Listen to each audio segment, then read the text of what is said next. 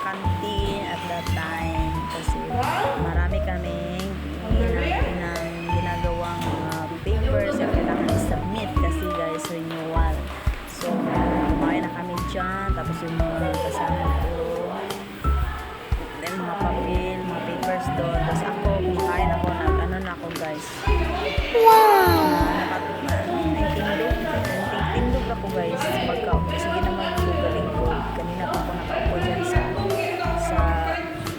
inuupuan ko, tapos nung kumain na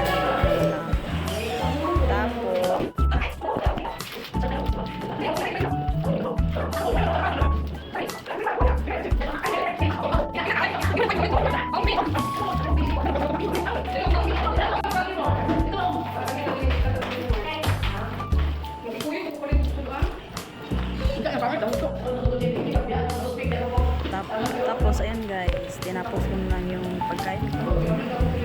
Sarapan ako sa luto ng malaki. Masarap yung luto ng malaki. Yes kayo guys, ano yung favorite part ng fried chicken na kinakain guys. Sorry guys, kasi medyo boring for today's video, and I hope that you like and subscribe. Guys, bisag pero I make it more videos to upload sa YouTube.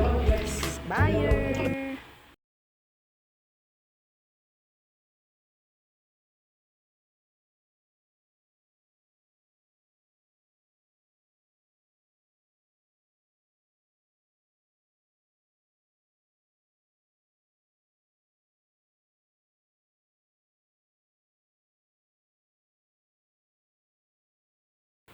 Marami kasing ginagawa guys. Yung ginagawa namin is kailangan i-submit na kasi bukas na yung deadline.